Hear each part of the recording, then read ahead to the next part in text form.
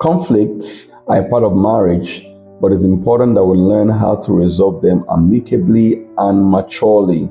And more importantly, we must learn how to complement and not conflict. Isn't it, baby? That's right, my love. That's been one of the biggest lessons we've learned from 11 years of marriage, complementing and not conflicting. And so we are continuing in that series from the last video today, sharing with you how to complement and not conflict in marriage. Thanks for joining us. You're welcome. This is the chat with Daniel and Esther Eboime. If you're joining us for the first time, we're a couple that talk about love, relationship, marriage, partnering, parenting, and everything in between. Thanks for stopping by. I know for sure you're about to have an exciting ride with us.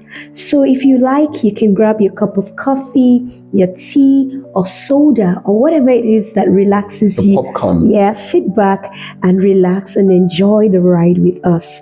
Thanks once again. You're welcome.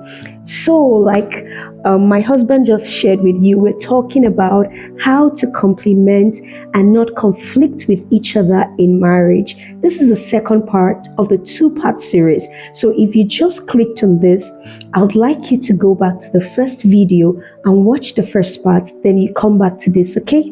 Thank you. All right, so we talked about a number of ways that couples tend to conflict with each other in marriage in our previous video, and we talked about how they can complement each other. And so we're going to be continuing in that. We stopped at the 7th point, right? Is that right? That's right. Okay, so my 8th point, or my first point for today, is that one person is usually organized while the other person is disorganized. Oh yeah, that's a big one. Yeah. This is strengths and weaknesses Playing out. Yeah. For us, who's more organized? I guess it depends on what it is one is more organized with. I like to arrange things when it comes to the house, and all of that. And with cooking and yes, things like that. I like things planned out and organized stuff. But even with the cooking, you help me a lot because you help me to pre-plan my meals, so what is going to be for dinner, what is going to be the next day's breakfast. You kind of help me with that. So I give it to you. You're more organized with that than I am. Who always runs late for events? Well, you're more organized with time. For some reason, I tend to lose track of time. That's just what I've come to realize. And this has been one of our running battles for 11 years plus. I tend to just lose track of the time. Even when I'm speaking, sometimes I'm looking at the clock, but the time doesn't just tend to click. Okay, 30 minutes, what is that, So this brings a lot of conflict. Yes, really. yes. When one person is organized and the other person is not as organized. Yes. But really, it's about strengths and weaknesses. Playing out. So if you don't learn how to complement, you're going to keep conflicting with one another. Yeah, so like with the time, can you just share how you've kind of helped me to ensure that I'm on time to places? Yeah, so basically I try to guide you in terms of ensuring you get set on time. We start preparing early, whether it's going to church or for school runs or going for an event. Yes. I like to ensure I give you a realistic picture. Oh, baby, I think we need to do this by this time. Yeah. It's going to take you 30 minutes. It's going to take 1 hour. Before we leave here, it's going to take us a drive of 20 minutes. Yes. Or we need to be there by 7:30 and all of that. Yes. But sometimes you don't get it when I'm those constant reminders. Sometimes I'm irritated by it. We've got 20 minutes left. You've got to hurry up. We're running late. But sometimes they are really helpful, for me to just know that, okay, time is running out and I need to speed up. I need to pace up myself. And I've also gotten used to just being patient with you as well. You have. Even when you're not as organized or you're running late, I've learned to be calm as well. That's true. Initially, it used to really tick me off. and you tell me, baby, should I leave the car for you and just use public transport to church? And that would tick me even off because more. You'd love for me to always wait for you go together. so we can go together. Right? But I've also learned to be patient. Yes. So these things are bring conflict, but we've learned to complement. Another example. Yes. So one person is an optimist and the other person tends to be a pessimist. One person always thinks that the glass is half full, while the other person likes to think that it is half empty. Yeah, so many times you have situations where one person is very positive. Yeah. They see the good, they see the positive side of everything. Yeah. And then one person tends to just see the negatives. Yeah. What could go wrong or what is not right, isn't it? What if it doesn't work Or it out? doesn't work out. Yes. So this brings conflicts. Yes. You know, in marriage or relationships. I mean, this pessimism thing, it's not all bad. Like we talked about the idealist and the realist. The optimistic person tends to be the idealist. So in their world, everything is supposed to just be okay, perfect, and just turn out well. And then the pessimist, more like the realist, wants to give you a realistic picture. Now, there is a time and place that we need to have realistic picture of things, okay? But when it becomes a habit of always trying to look at the negative side of things, that then becomes a problem. It becomes a problem in the marriage. Yeah. Absolutely. Yes. Another example is one person being a risk taker. Yes. The other person likes to play it safe. Yeah. I mean, in our marriage, I think you're the risk taker. I like to play it safe. You do. I mean, almost 5 years ago, we relocated within cities in our country, Nigeria. Yes. We moved from one city to another city. Yes. And you were more excited about the move than me. I remember how you kept analyzing and you kept going back and forth on how it's gonna look, how it's gonna work out. You wanted to figure out everything. And I'm like, let's go. That's faith. You are not supposed to know everything. You're supposed to go, and on the way, God will show you the way. And so yes. Yes, so I mean that plays out many times in marriage where one person likes to launch something, likes to start something, likes to just invest some money in something, take risks, and bring in the big returns. Yes. While one other person is just playing it safe. Yes. It's comfortable, doesn't want to go out of the box, doesn't want to leave their comfort zone. Yeah. That this brings a lot of conflicts, but knowing how to work together and complement and not conflict. Yes, just remember that there is always a place for playing it safe, and there's also a place for taking risks. Yeah. When you marry those two together, you meet somewhere in the middle, then that would be the perfect balance for you as a couple. All right. So you don't need to write off your spouse because they like to play it safe, because play safe brings stability.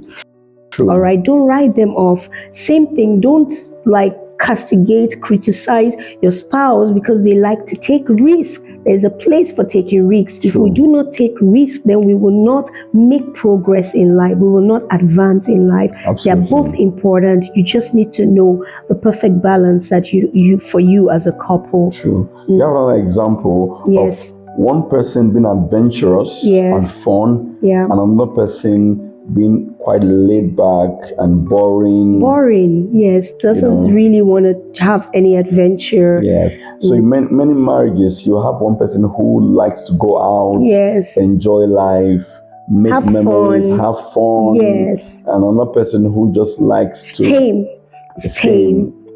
It's very routine, like they're okay for their life going on the same way pretty much year in, year out. For us, how does that play out? I think it depends, because I feel like some things you are adventurous about, like food. You like to try different foods. Right. Even when we were courting, I remember when we go out on dates, he wants to try different foods. I remember like the Chinese shop we would go from time to time. I used to order the same meal because I didn't want the risk of not enjoying something and just wasting the money. I wanted to enjoy what I ate. I love to experiment. Yes, with foods. You like to experiment with food. For me, I like the experience, the family experience, the adventure we can have as a family. Those sort of things. Yes. Why I'm not as adventurous with those sort of things. No. Like you love taking pictures. pictures. throwing a You love party. photo shoots, Yes, having yes. birthday parties. Yes, creating all of those memories and doing all it takes. Like December, I remember. So we didn't travel last December. We're based in a city called Asaba. And one thing the state government tends to do is to light up the city. There are Christmas trees, light everywhere. And it's just such a beautiful city. Yeah. And I began to tell him, we need to go out and take pictures. We need to go out. And he just didn't get it. He wasn't. I wasn't keen. He on wasn't that. keen. He wasn't buying it. I pressured him literally into it. And one evening we went out with the kids, and it was so beautiful. Taking pictures with the trees, with the three wise men, and all of that. When I look at the pictures, I'm happy. Creating those memories. So we meet in the middle. Yes, I mean, the thing is, it can create a lot of conflict. Yes. If you don't know how to handle it. Yes. For example, I don't enjoy taking pictures. Oh my. Every time we go for a photo shoot, I'm like, oh. He acts like I'm torturing him. He acts like that all the time. Like I prepare his mind. Every I tell single him. time we're going for a photo shoot, I want to escape it. I'm looking for an excuse He's for asking it me, not so to happen. how long is it going to take? How many hours is it going to take? Oh, what am I going to wear? Why do I have to pack this? Oh, so he wants to, I know he wants to cop out, but I ensure that we take But those the thing is, pictures. most times it's always last minute. It's not. The thing is, he thinks it's last minute, but it's not for me. Like, I think about it before. I told you in the previous video, I internalize stuff. So it's already, before it comes out of my mouth, I've processed it. By the time it's coming out, it's a processed product I'm giving him. So I'm telling him we're going for this photo shoot in celebration of this child's birthday or Easter, for example, and I already know the theme color that I want us to use, and I'm telling him, take this shirt, take this tie, take this outfit, and it's fun. By the time the pictures come out, at least he uses the pictures. When we go for photo shoots, my energy is depleted. It's the same way. But the thing is, for her, she's energized. Yeah. When we are having a photo shoot, like a family photo shoot, yes. She's energized. For me, my energy is drained. It's the same way By the time we are done, I'm like, oh my, let's go. And I'm happy. My day is made. I'm happy because memories have been created. Absolutely. But it's the same way that when he wants to have conversations, difficult conversations, my energy is gone. Like, oh, another conversation. But we've learned to have it anyway. Yes. You have another example of someone who is emotional. Yes. And another person who is rational. Yes, yes. It's wiring, and that's what attracts us to each other. One person tends more towards being emotionally sensitive, while the other person is more rational thinking, Yeah. Another example is one person who is more domestic than the other person. Yeah, just homely. Now, this is a big deal.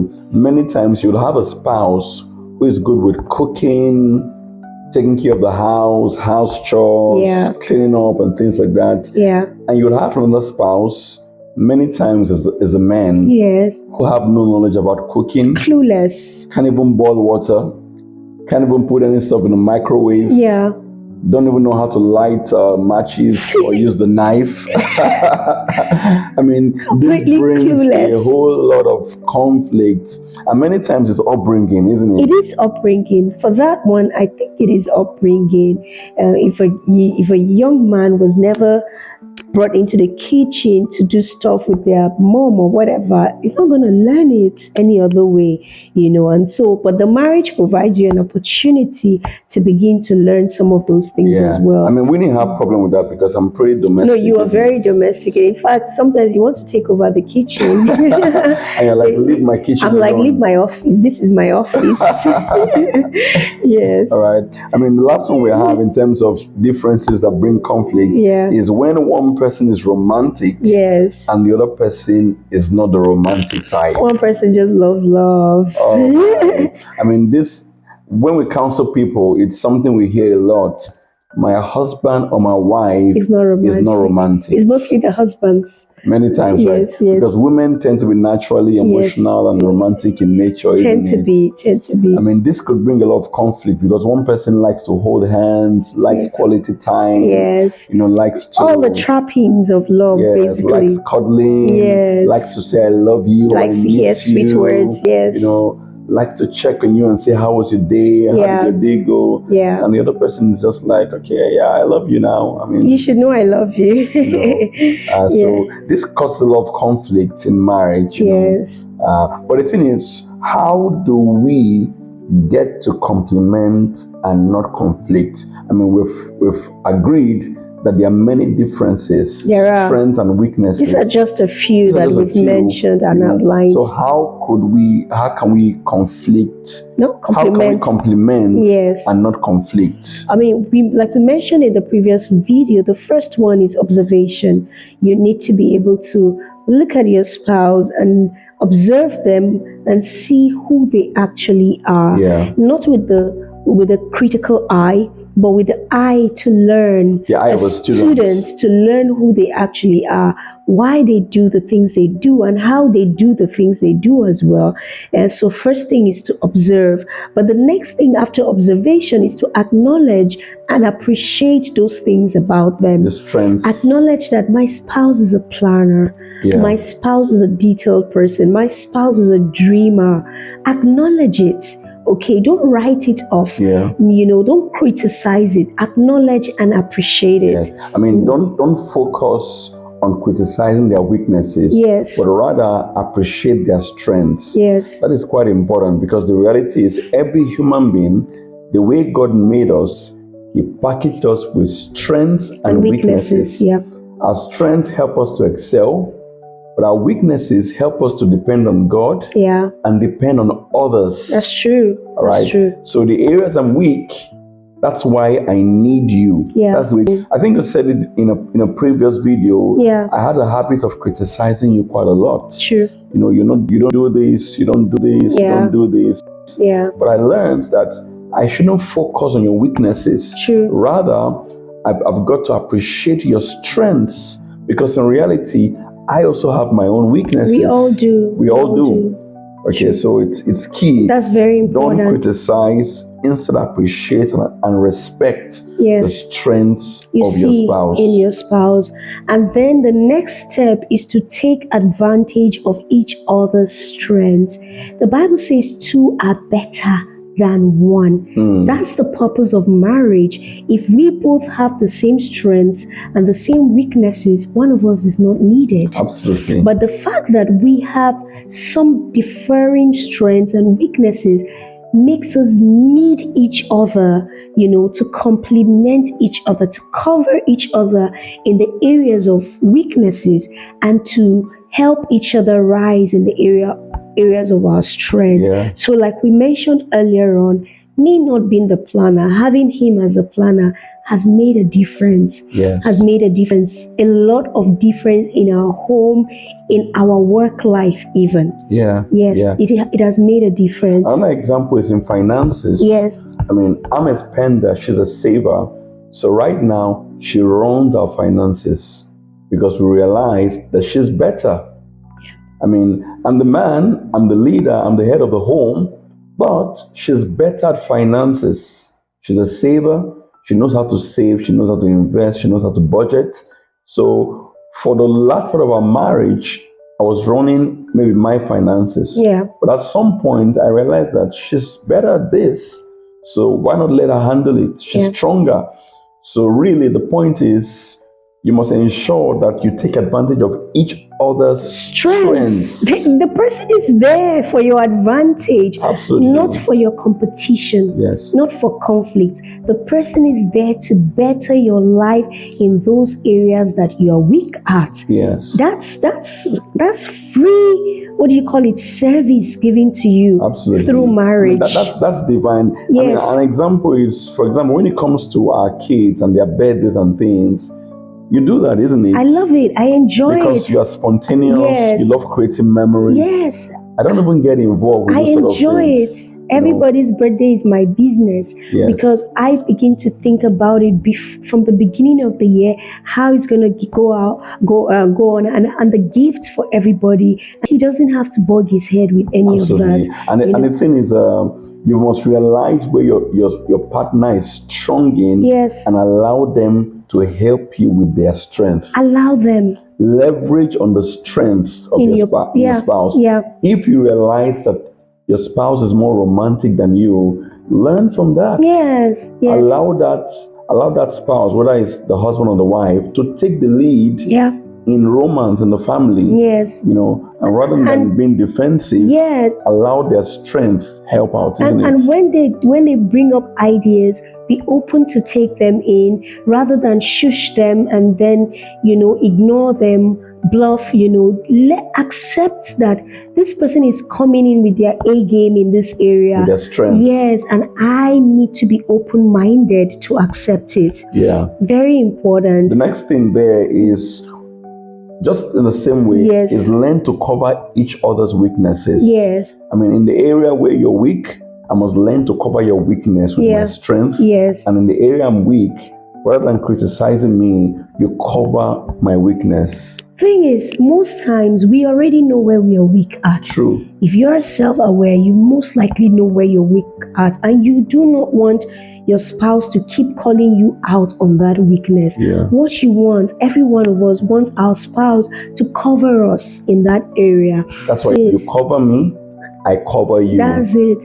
That's how we complement each other. We basically see each other as we both are each other's assignments in life. Absolutely. Yes. And we know that we're on the same team. When I win, we win together. We win. When you win, we win together. That's it. So irrespective of whoever is strong or weak, as long as we are winning together, doesn't matter. The team is winning, the marriage is moving forward. Absolutely. God I think that the last thing here is to complement each other. You must learn to make compromises from time to time. Right. Marriage is a journey of constant compromises.